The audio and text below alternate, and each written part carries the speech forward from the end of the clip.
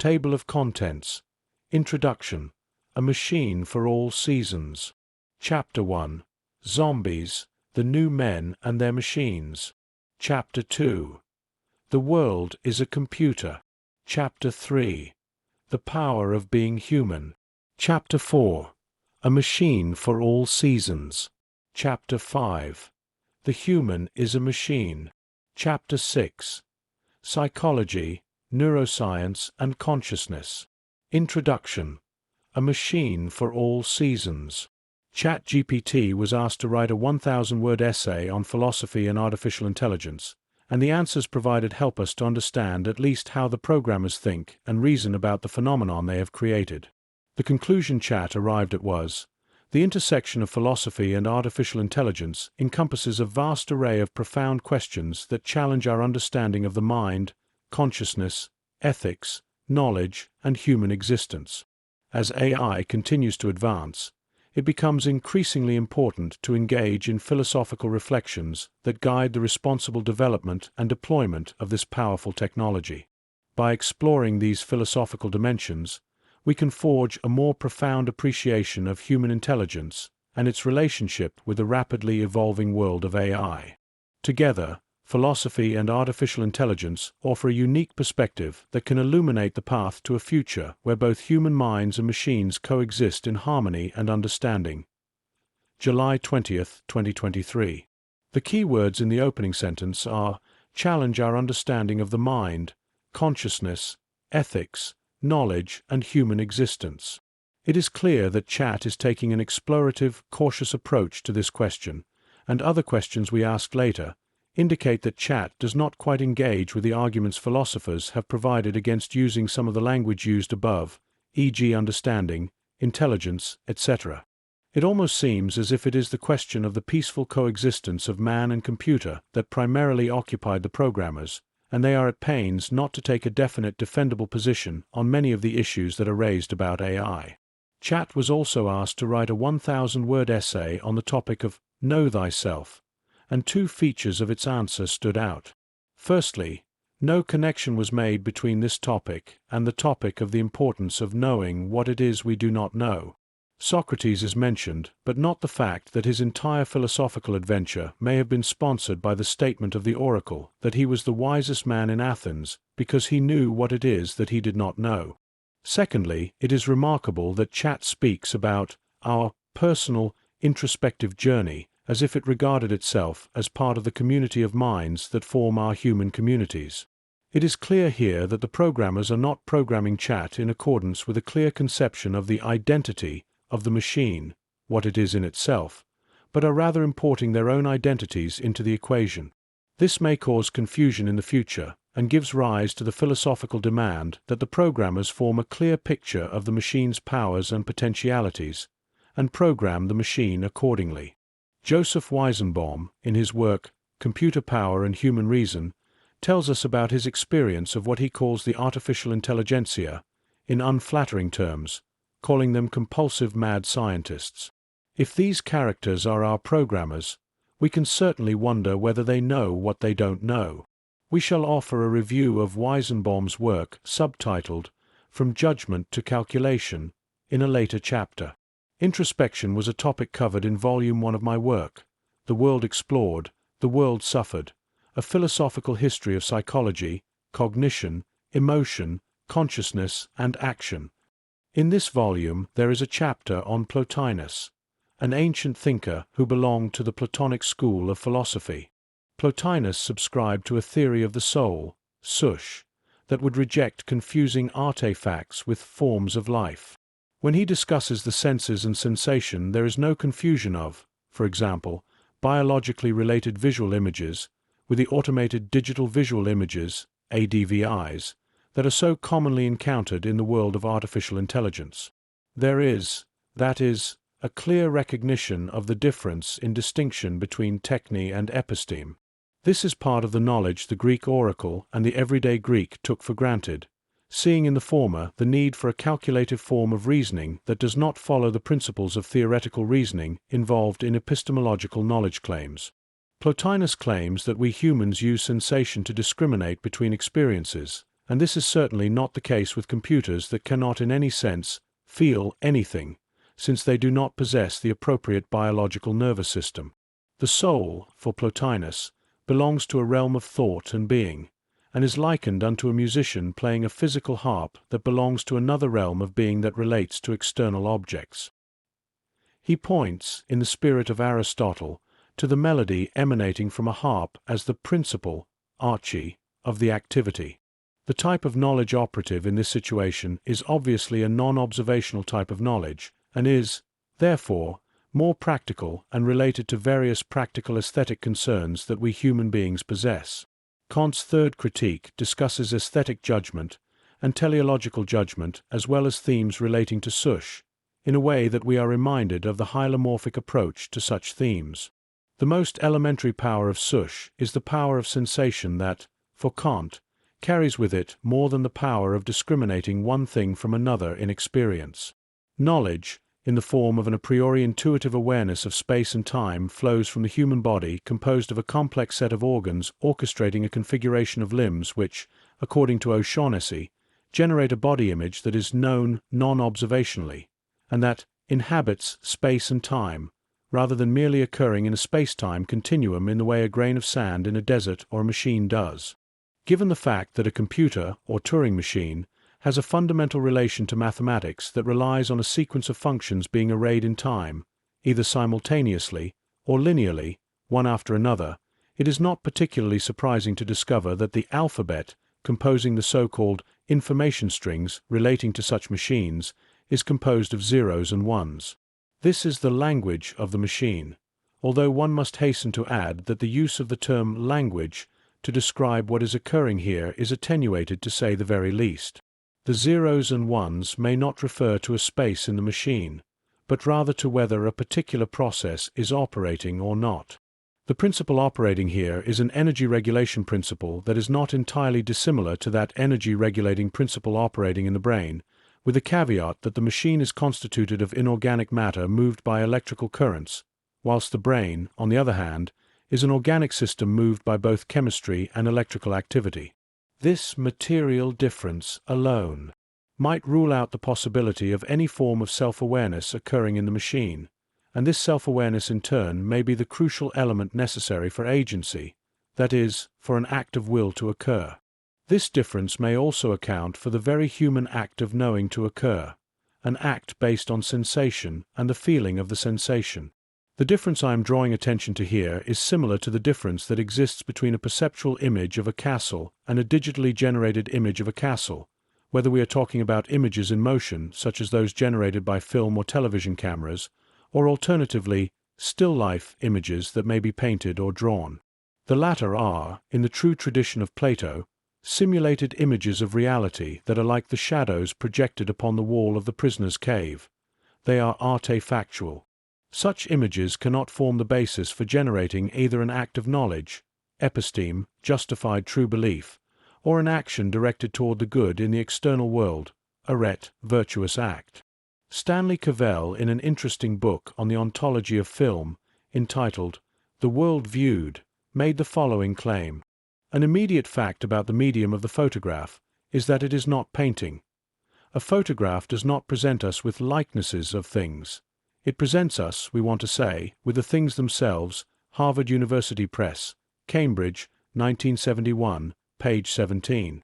But Cavell immediately backtracks from this, and claims that because the photo of the earthquake is not the earthquake itself, we may feel uncomfortable with the above claim, as we might feel uncomfortable with showing a picture of a famous person and saying, that is not X.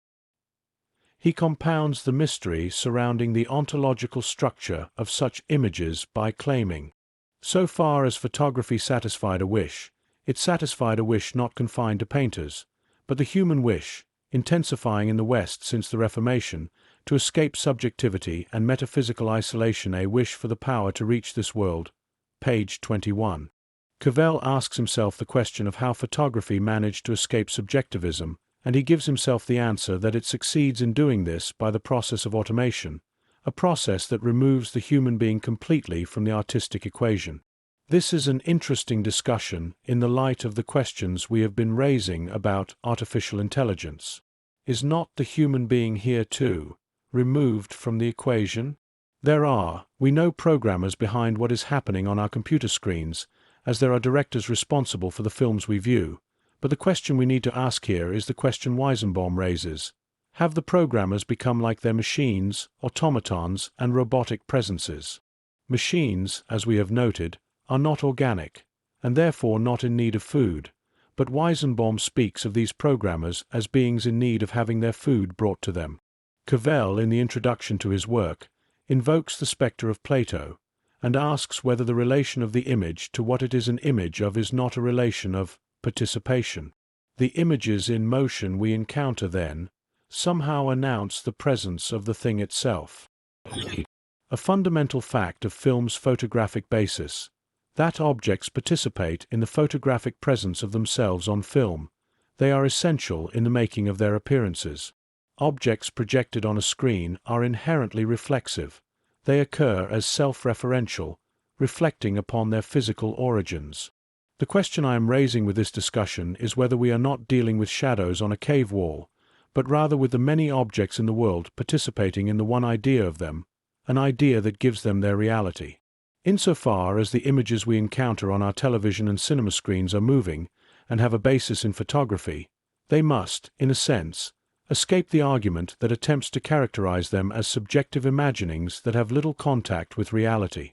One of the messages of The World Explored, The World Suffered, Volume 1, is the theoretical destructiveness of the objective-subjective distinction in metaphysical discussions about first principles.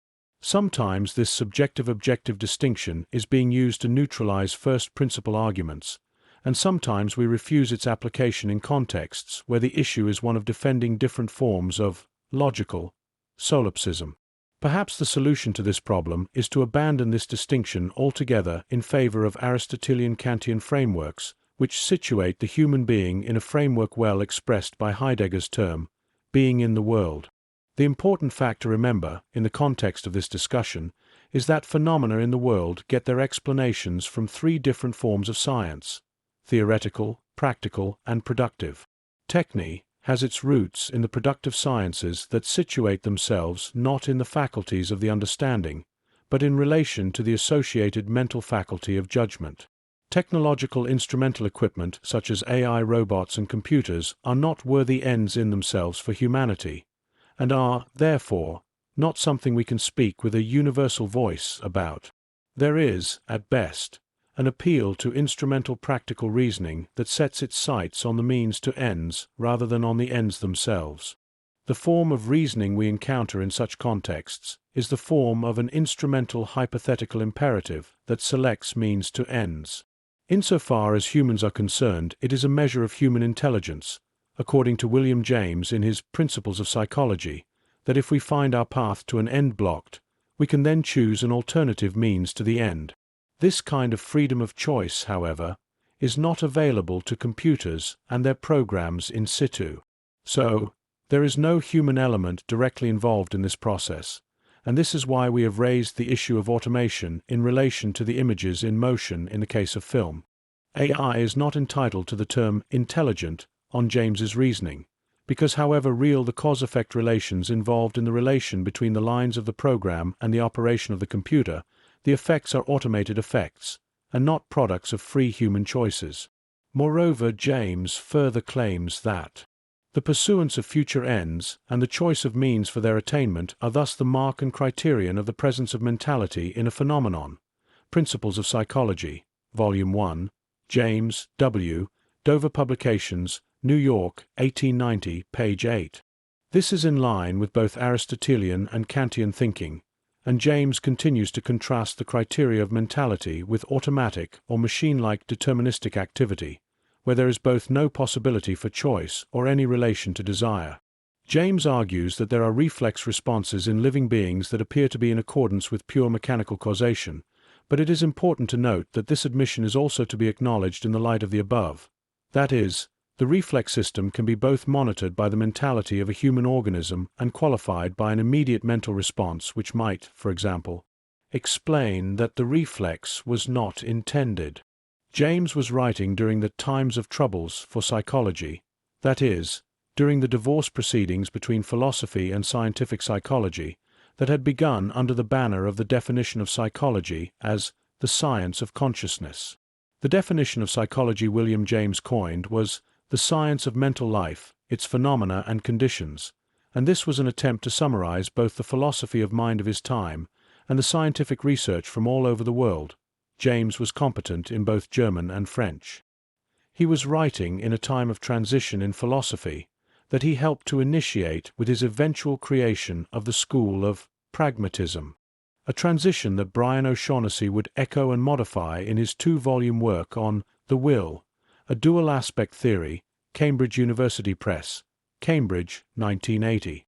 It is because we think of man's mind as vital and animal, and tied in its very essence to a sustaining world, that we lay great emphasis at the present moment on this familiar phenomenon. All else in the mind, including consciousness itself, is from such a point of view of merely secondary significance. Page 14. This excursion into the domain of philosophical psychology has consequences for any inquiry into the nature of artificial intelligence, which appears to have bypassed the Socratic stage of the investigation that always began with the question, ask of everything what it is in its nature. The inquiry also seems to have overlooked the Aristotelian definition of human sush, namely, rational animal capable of discourse. By no stretch of the imagination is it possible to categorize mechanical devices as alive or animal. Furthermore, since the elements of the definition are integrated together, it also suggests that mechanical devices may not be capable of authentic discourse or rationality. Later in this work, we will draw attention to the failure of ChatGPT to understand the meaning of the statement, "Promises ought to be kept." Connected to this failure is what O'Shaughnessy termed self-consciousness, part of the essential dynamic character of consciousness. An epistemological contact with reality is part of this process, and O'Shaughnessy contrasts the normal function of self-consciousness with dreaming, which is what happens to mind when its normal controls are relaxed, inactivity of the motor and sensory systems. Action, initiated by the motor system, however, invades the domain of epistemology, and this is evident in the way in which the practical world is stamped on all visual experience. The visual impression of the castle, on this account, is a place to visit by climbing the steep hill. O'Shaughnessy does not miss the Socratic and Aristotelian steps in his investigation, as is evidenced by the claim, "What one is determines how and indeed what one knows." Page XLVII. Freud is invoked in this discussion. One sees the landscape with a cool, objective, intelligent eye that endows it with color and shape and depth and content, and at the very same time with an unconscious and deeply interested gaze that sees in it some primal entity concerning which one cares. According to Freud, the ego phenomenon of sense perception depends on and reverberates with the undercurrent of phenomena in the other great instinctual half of the mind. Epistemology is not the isolated psychic function one might at first think. Thus sight is a more total embrace than the model of the camera suggests, depending on sensation and so body, but also on past experience, on present beliefs, on concepts, memory, indeed upon sanity and reason, and according to Freudian theory, one's very instincts. Page XLI. This also raises the question of whether the category of desire is relevant to the description of the activities of the AI machine. Indeed, the fallacy we refer to later in this work is that, namely, of anthropomorphizing the machine, and this may lie in the very structure of our perceptual contact with the world. We see, for example, the arms and legs of a chair, and this is reflected in language by extending the use of linguistic terms metaphorically. Anthropomorphizing a chair in everyday language is, of course, a different matter to the issue of the validity of the claims made by science and natural science, which has tended toward cleansing its theories of all such tendencies, referring to all attempts at anthropomorphizing as subjective. But there is a deeper issue here, especially when we are discussing the so-called life sciences. Kant, in his third critique, partly acknowledged this deeper issue on his discussion of the role of analogy in relation to the power of judgment. The concept of a thing as intrinsically a physical end is, therefore, not a constitutive conception either of understanding or of reason, but yet it may be used by reflective judgment as a regulative conception for guiding our investigation of objects of this kind by a remote analogy with our own causality according to ends generally. Organisms are, therefore, the only beings in nature that, considered in their separate existence, and apart from any relation to other things, cannot be thought possible, except as ends of nature. It is they, then, that first afford objective reality to the conception of an end that is an end of nature and not a practical end. Thus they supply natural science with a basis for a teleology, or, in other words, a mode of estimating its objects on a special principle that it would otherwise be absolutely unjustifiable to introduce into that science, seeing that we are quite unable to perceive a priori the possibility of such a kind of causality. Critique of Judgment, Kant I, trans by Meredith J. C. Clarendon Press, Oxford, 1952, Part 2, page 24. Teleological judgment will, of course, also be relevant to the claims we make about artefacts such as computers in the name of the productive sciences, as conceived of by Aristotle, but here the principles of techne will be more relevant to our judgments than the principles of practical or theoretical reason. Kant follows up on this essentially Aristotelian position with a reflection on final ends, art and machines. Thus a house is certainly a cause of the money that is received as rent, but yet conversely, the representation of this possible income was the cause of the building of the house. A causal nexus of this kind is termed that of final causes. The former might, perhaps, more appropriately be called the nexus of real, and the latter the nexus of ideal causes, because with the use of terms it would be understood at once that there cannot be more than these two kinds of causality. Now the first requisite of a thing considered as a physical end is that its parts, both as to their existence and form, are only possible by their relation to the whole. For the thing is itself an end, and is, therefore, comprehended under a conception or idea that must determine a priori all that is to be contained in it. But so far as the possibility of a thing is only thought in this way, it is simply a work of art. But if a thing is a product of nature, every part is thought as owing its presence to the agency of all the remaining parts, and also as existing for the sake of the others and of the whole, that is, as an instrument or organ. The part must be an organ producing the other parts. In a watch one part is the instrument by which the movement of the others is effected, but one wheel is not the efficient cause of the production of the other. One part is certainly present for the sake of another, but it does not owe its presence to the agency of the other. Still less does one watch produce other watches, nor does it repair its own causal disorders, for a machine has merely motive power, whereas an organized being possesses inherent formative power. Pages 20 to 22.